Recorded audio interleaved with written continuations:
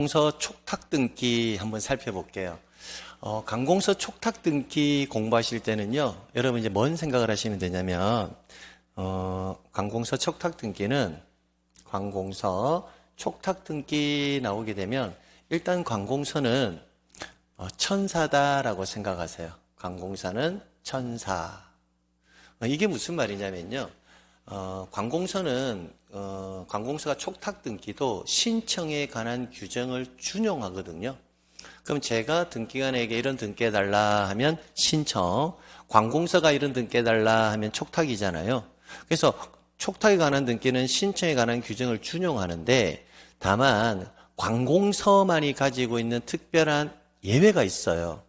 그 예외에 해당하는 것들이 정리를 할 때는 관공서가 천사다라고 생각하면서 정리하는 게 좋아요. 관공서는 절대 사기치는 사람이 아니야. 그래서 관공서는 천사가 등기 신청하는 거야 라고 생각하면서 정리하면 관공서에 관한 촉탁 등기가 정리하기가 편합니다. 자, 한번 정리해 보도록 하겠습니다. 자, 핵심 내용이라고 되어 있죠. 등기 촉탁할 수 있는 관공서는, 등기 촉탁을 할 수 있는 관공서는 원칙적으로 국가나 지방자치단체를 말한다. 자, 여기까지가 기본 원칙인데, 근데 우리가 국가나 지방자치단체는요, 우리가 흔히 말하는 행정관서잖아요. 행정 업무를 보는 관공서. 그래서 행정관서 이렇게 보시면 되고, 근데 법원은 법률관계 업무를 관공서잖아요. 그래서 법원은 법률관계 업무를 보는 관공서니까 법원도 관공서의 범위에 포함되고요. 세무서 있잖아요. 세무서도 세무관계 업무를 보는 관공서죠. 자, 그래서 관공서의 범위는 행정관서, 법원, 세무서. 얘네들이 등기관에게 이런 등기해달라라고 할 때는 등기를 신청한다라는 표현을 쓰지 않고 등기를 촉탁한다 이렇게 해서 정리해 두시면 된다고요. 자, 국가 또는 지방자치단체, 공사 등은 등기 촉탁에 관한 특별 규정이 있는 경우에 한해서 등기를 촉탁할 수 있다. 두 번째, 본인이나 대리인의 출석을 요하지 아니하므로, 이 말이 키워드죠. 자, 생각해 보세요. 우리가 일반 당사자, 법률행위 주체인 당사자가 등기하러 갈 때는요, 반드시 등기소에 출석해야 돼요. 근데 관공서인 경우에는 출석을 요하지 아니한다는 거예요. 출석을 안 해도 된다는 거예요. 안 하고 뭐로 할 수 있다? 우편에 의한 등기 촉탁도 가능하다라는 겁니다. 그러니까 우리가 할 때는 우편으로 하면 등기관이 각하를 시켜버려요. 근데 관공서는 각하를 시키지 않는다라는 거고요. 두 번째, 촉탁 신청은 실질적으로 아무런 차이가 없으므로, 신청과 아무런 차이가 없으므로 촉탁에 의하지 않고 권리자와 의무자로서 공동으로 등기를 신청할 수도 있다. 자, 관공서는 촉탁해도 되거든요. 해도 되는데도 불구하고 일반 당사자가 신청하는 것처럼 관공서가 직접 출석해서 신청을 해도 가능하다라는 겁니다. 자, 국가 또는 지방자치단체가 등기 권리자인 경우에, 자, 이 4번하고 나타나는 5번 지문은요, 공부를 할 때 국가와 여러분이 매매 계약을 체결할 수가 있잖아요. 그렇게 생각을 하면 돼요. 매매 계약 생각하면 돼요. 매매 계약 생각하면서. 그럼 국가나 지자체가 등기 권리자인 경우에, 그럼 이 표현은요, 국가나 지자체가 매수인인 경우에 이렇게 읽으면 돼요. 국가나 지자체가 매수인인 경우에 국가 또는 지자체는 의무자가 그러면 뭐가 될까요? 매도인이 되겠죠. 그러면 국가가 매수인이라면 매도인, 즉 의무자의 뭘 받아서 승낙을 받아서 해당 등기를 지체 없이 등기소에 뭐한다? 촉탁한다. 자, 그러면 여러분이 국가이고요. 제가 일반 사인이에요. 그러면 여러분이 국가가 나의 승낙을 받아서 단독으로 뭐한다? 지체 없이 여러분 국가 명의로 등기를 해갈 수 있다라는 겁니다. 자, 그다음 그럼 반대로 국가 또는 지자체가 등기 의무자인 경우에는 이라고 되어 있잖아요. 그럼 국가 또는 지자체가 뭐다? 매도인. 자, 그러면 여러분이 국가고 제가 매수인이에요. 그러면 국가 또는 지자체는 등기 권리자, 즉 매수인에 뭐가 있으면 청구가 있으면 그럼 제가 여러분 보고 빨리 국가님 저한테 땅 팔았으니까 저에게 빨리 등기해 주세요 라고 제가 청구를 하잖아요. 국가에게 청구를 하면 지체 없이 해당 등기를 등기소에 뭐 해야 한다? 촉탁해야 한다라는 겁니다. 자, 그다음 우리 등기 신청을 할 때는요. 신청 정보에 의무자의 등기필 정보를 제공해야 되거든요. 근데 관공서는 그 등기를 촉탁할 경우에는 의무자의 권리에 관한 등기필 정보를 제공할 필요가 있다, 없다? 없다. 즉, 우리가 신청을 할 때는요, 공동신청이라면 의무자의 등기필 정보를 신청 정보로서 제공을 해야 되는데, 관공서는 제공한다, 안 한다? 안 한다라는 거예요. 됐고요. 자, 관공서가 촉탁에 의하지 아니하고 법무사 또는 변호사에게 위임을 해도 등기 신청할 경우에도 등기필 정보는 제공할 필요가 없다. 그럼 관공서는 뭐니까? 천사니까 천사. 그 다음에 관공서가 의무자로서 촉탁할 경우에는 인감증명, 자, 오타가 있네요. 인감. 관공서는 천사이기 때문에 인감증명 정보도 제공한다, 안 한다? 안 한다라는 겁니다. 그 다음, 관공서가 등기 촉탁을 할 때는 등기부에 기록하고 대장의 부동산에 표시. 자, 등기부의 부동산에 표시하고 대장에 기록되는 부동산 표시는 뭐 해야 한다? 일치해야 되거든요. 근데 일치하지 아니하더라도 그 등기 촉탁은 수리한다. 일반적으로 등기 절차에서 등기부에 기록되어 있는 부동산 표시와 대장에 기록되어 있는 부동산 표시는 일치해야 돼요. 불일치하면 각하를 해야 되는데 관공서인 경우라면 각하를 한다, 안 한다? 안 한다라는 거예요. 왜? 천사니까 천사. 그러니까 지문을 한번 쭉 읽어보면 일반 등기 신청을 할 때, 우리가 신청을 할 때는 각하돼야 될 애들이 관공서인 경우에는 각하가 되지 않고 다 수리해 준다라는 거예요. 왜? 관공서는 뭐니까? 천사니까. 이제 그렇게 정리해 두시면 됩니다. 자, 그 다음. 이게 강제 경매에 관한 등기 촉탁 해가지고요. 참고라고 되어 있잖아요. 그러니까 말 그대로 참고하시면 됩니다. 우리가 일반적으로 경매에 관한 등기 촉탁이라는 말은 경매 어디에서 하죠? 예, 경매 집행법원에서 하죠. 집행법원. 법원에서 하잖아요. 그죠? 법원에서 하니까 다 뭐가 된다? 촉탁이다라고 이렇게 정리해 두시면 된다라는 겁니다. 자, 그 다음에는요, 이 지문은 가끔씩 나와요. 이 지문은. 자, 그래서 경매하고요. 여기에 보면, 뭐, 경매하고 공매는요, 그냥 엄밀히 따지면 완전히 달라요. 경매라는 것은 사인 간의 채권 채무 관계에 의해서 이행이 되지 않을 때, 채무자의 소유 부동산을요, 법원을 통해서 경매 절차가 진행하는 거고, 공매라는 것은요, 세금, 대표적으로 세금, 국가와 여러분과의 관계예요. 세금 납부 안 하잖아요. 그죠?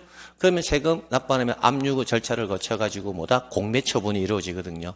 근데 시험 공부할 때는 경매 절차적 흐름과 공매 절차적 흐름은 거의 흡사하다라고 보시면 됩니다.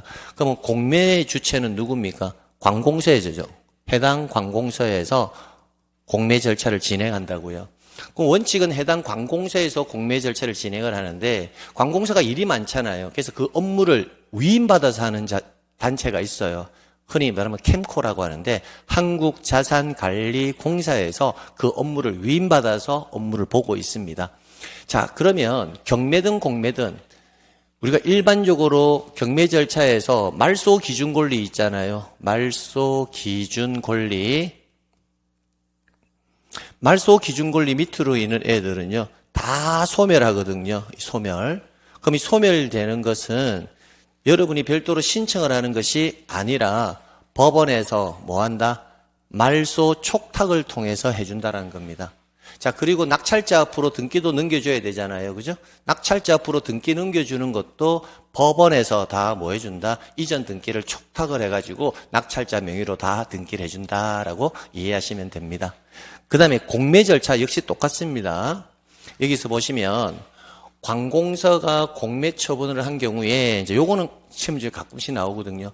관공서가 공매 처분을 한 경우에 자, 여기서 키워드가 뭐다? 한 경우에 이 말이 키워드예요. 그럼 이 말은 어떻게 해석해야 되냐면 관공서가 공매 처분이 끝났다라는 거예요. 그럼 이 말은 해석을 할 때 이렇게 해석을 해야 돼요.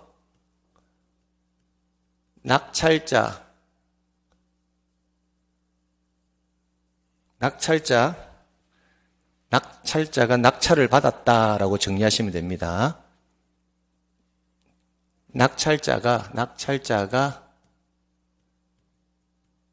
낙찰을 뭐한 경우?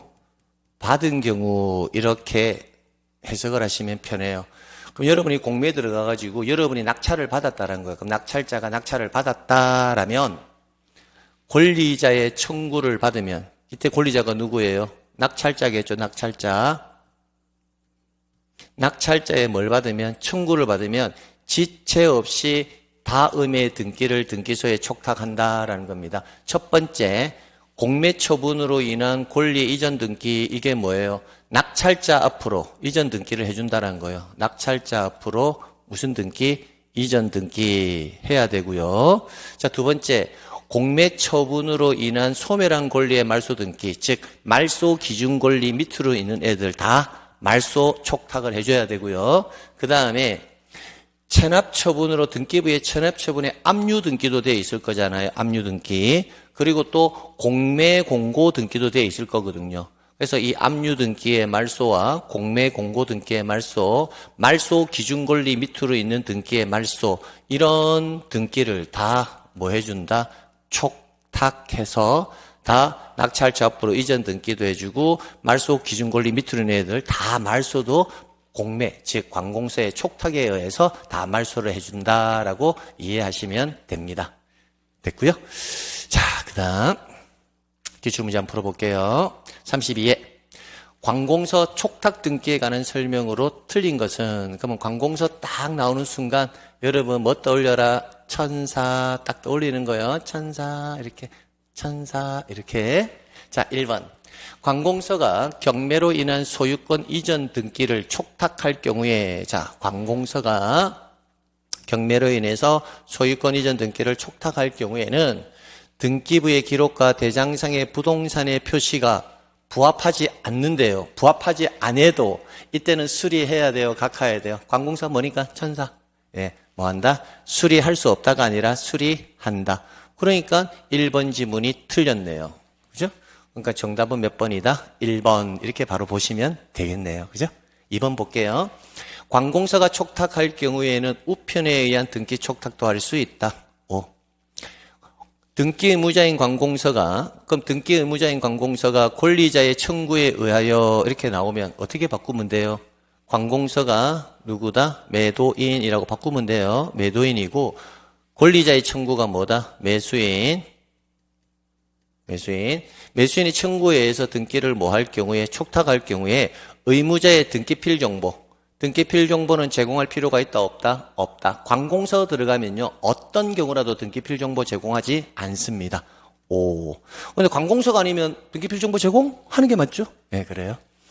자, 등기 권리자인 관공서가 부동산의 거래 주체로서 등기를 촉탁할 수 있는 경우라도 의무자와 뭐로서 공동으로 등기를 신청할 수도 있다. 5. 촉탁에 따른 절차는 법률에 다른 규정이 없을 경우에는 신청에 따른 규정을 뭐하자? 준용한다. 5. 그래서 정답 1번 체크하시면 되겠습니다. 그래서 관공서 공부할 때는요 항상 관공서는 뭐다? 천사 이렇게 생각하시면 되겠습니다. 자, 2번 볼게요. 자, 28회 관공서가 촉탁 등기에 관한 설명으로 이제는 뭐한 것은? 옳은 것은, 자, 볼게요. 관공서가 촉탁 정보 및 첨부 정보를 적은 서면을 제출하는 방법으로 등기를 촉탁할 경우에는 우편에 의한 촉탁서를 제출할 수 있다. 오, 왜? 관공서는 천사니까. 두 번째, 공동으로 신청해야 될 경우에 권리자가 지방자치단체인 경우에는, 자, 권리자가 지방자치단체래요. 그러면 매수인이 지방자치단체죠. 이때는 의무자가 누구예요? 매도인의 승낙이 없다 하더라도 해당 등기소에 등기를 촉탁한다라고 되어 있잖아요. 이때는 뭐 해야 돼요? 의무자의 뭐가 필요하다? 승낙이 있어야 되겠다. 그죠? 그래서 2번 지문은 틀렸다라는 것을 알 수가 있고요. 이 부분이 틀렸죠. 자, 3번에 관공서가 공매 처분을 한 경우에, 자, 이게 키워드가 이거죠. 공매 처분을 한 경우에 이 말을 알아야 돼요. 그럼 낙찰자 앞으로 낙찰이 되었다면, 이렇게 읽어야 돼요. 낙찰자 앞으로 낙찰이 뭐가 되었다면, 이렇게.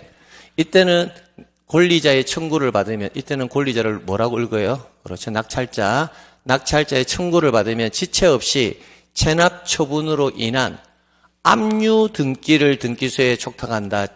아니, 낙찰을 받았는데 낙찰자 앞으로 압류 등기를 하면 어떻게 돼요? 말이 안 되잖아요. 그죠? 체납 처분으로 인한 압류 등기의 뭐를? 말소를 등기소에 촉탁해야 한다라고 해야 되죠. 그래서 틀렸다라는 것을 알 수가 있습니다. 자, 관공서가 체납 처분으로 인한 압류 등기를 촉탁할 경우에는 등기 명인의 가름에서 등기면의 표시 변경 등기를 함께 촉탁할 수 없다가 아니라 등기 명인의 표시 변경 등기는 함께 촉탁할 수 있다. 그다음 수용으로 인한 소유권 이전 등기를 할 경우에는 보상이나 공탁을 증명하는 정보를 첨부 정보로 등기소에 정할 필요가 없다가 아니라 등기소에 반드시 제공해야 되겠죠. 그래서 부정보겠다. 그죠? 오타 수정하시면 되겠네요. 자, 그래서 2번, 3번, 4번, 5번은 틀렸고 정답은 몇 번이다? 1번. 그럼 28회 때는 2, 3, 4, 5를 몰라도 문제 풀 수 있었겠다. 그죠? 예, 좋아요. 자, 그 다음에 볼게요. 예상 문제. 자, 관공서가 등기 의무자로서 이라면 관공서가 뭐라고 하면 돼요? 매도인으로서 등기 촉탁에 관한 설명 중 틀린 것은 국가 또는 지방자치단체가 아닌 공사 등은 등기 촉탁에 관한 특별 규정이 있는 경우에 한해서 등기를 촉탁할 수 있다. 5. 자, 2번. 등기 의무자의 권리에 관한 등기필 정보는 제공할 필요가 없으며, 그렇죠. 관공서는 등기필 정보 어떤 경우라도 제공하지 않습니다.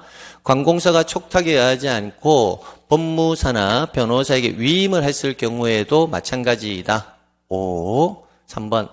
관공서가 등기를 촉탁할 경우에는 본인이나 대리인의 출석을 요하지 아니하므로 우편에 의한 촉탁도 할 수 있다. 5. 관공서에 인감증명은 제공한다. 관공서는 인감증명을 제공할 필요가 없습니다. 그래서 정답 4번. 왜? 관공서는 천사.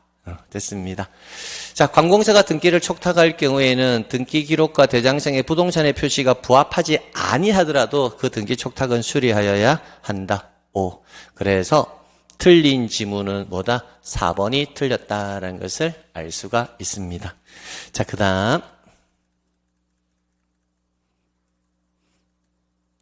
그 다음에 이제 가압류와 가처분 등기인데요. 잠시 쉬었다 이어서 바로 가압류와 가처분 진행하도록 하겠습니다. 네.